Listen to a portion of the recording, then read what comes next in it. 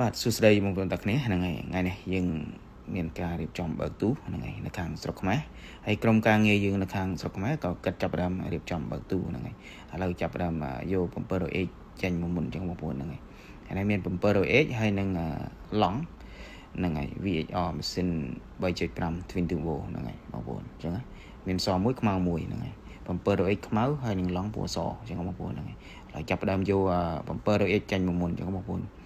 នឹងហើយបើសិនបងប្អូនចាប់អារម្មណ៍ត្រូវការកំងមិនថាឡង់មិនថា Lexus ឬក៏ប្រភេទរថយន្តផ្សេងៗអញ្ចឹងបងប្អូនហ្នឹងមិនថា Luxury មិនថាជា Classic អីចឹងបងប្អូនហើយឥឡូវមួយរយៈនេះមានការរៀបចំដាក់ពពក pick up ដែរអញ្ចឹងបងប្អូនដាក់ pick up ចេញទៅបដដែរហ្នឹងហើយឥឡូវតោះយើងកុំមកអង្គយើងមកមើលខាងក្នុងម្ដងបងប្អូននេះអានេះ700Hនេះគឺខាងក្នុងក្រហមគេហៅថា cherry អញ្ចឹងបងប្អូនហ្នឹងហើយបើសិនបងប្អូនចាប់អារម្មណ៍ត្រូវការកំងឬក៏ព័ត៌មានផ្សេងៗបងប្អូនអាចសាកសួរបានអញ្ចឹងបងប្អូន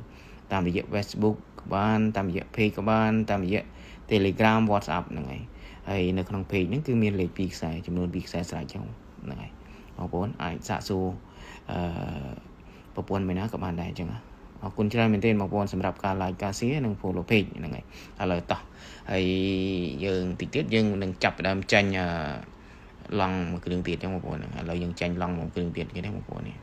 អានេះជាប្រភេទVHR ហ្នឹងហើយម៉ាស៊ីន 3.5 Twin Turbo ហ្នឹងហើយ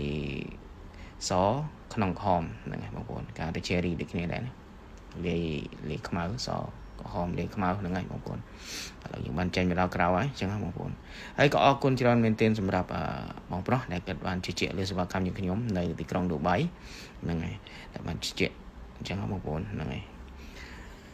ឥឡូវយើងចាប់ផ្ដើមមើលមកជុំតិចទៅបងប្អូនអញ្ចឹងមើលមកជុំតិចទៅហ្នឹងហើយជាប្រភេទ full option ហើយហ្នឹង VHR ម៉ាស៊ីន 3.5 Twin Turbo នេះគឺប្រភេទ full អស់តែហ្នឹងហើយបងប្អូនហ្នឹងហើយពាក្យពន្ធរឿង full បងប្អូនដឹងហ្នឹងហើយតែងតែនិយាយប្រាប់ពី option ផ្សេងៗអញ្ចឹងហ្នឹងហើយតែងតែ